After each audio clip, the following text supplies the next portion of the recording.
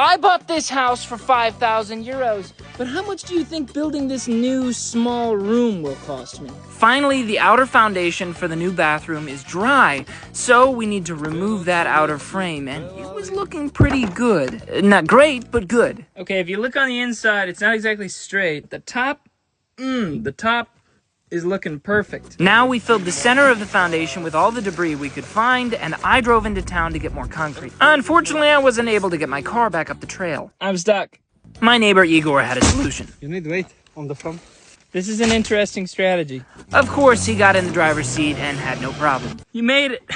We had a nice quick lunch and then went back down the hill with the tractor to pick up some gravel. We ended up having to shovel 3 trailers full up and down the hill, but eventually it was full enough that we could adjust the drainage pipes. It's not really lined up the way we were hoping. Okay, so a little bit of destruction was in order just to get those pipes to fit where they needed to go, but it was worth it. Just as we were doing the last pipe, my neighbor Mario showed up to help. We got those drainage pipes all leveled, and then it was time to put in this rebar mesh, which was going to strengthen the concrete. After cutting that to fit, we started drilling holes into the original foundation of the building and hammering in new rebar so they would be connected. Then added a second layer of mesh to make sure it was going to be extra strong. We used some old bricks to separate them and then slid in that last drainage pipe. After one final leveling, it was time for the water test.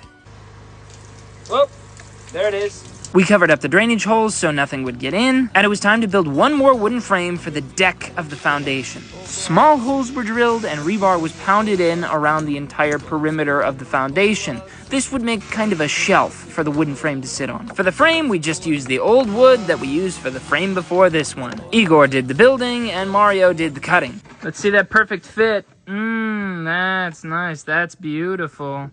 That's great. With the frame complete, it was time to make and pour the concrete.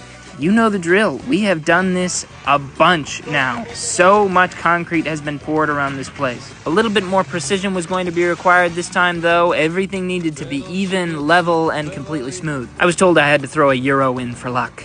I had lost count of how many wheelbarrows it was by the time we had covered the last bit of mesh. But with everything covered, Igor put on his boots and stepped right into the wet concrete. He needed to make sure everything was where it needed to be. We're running out of daylight.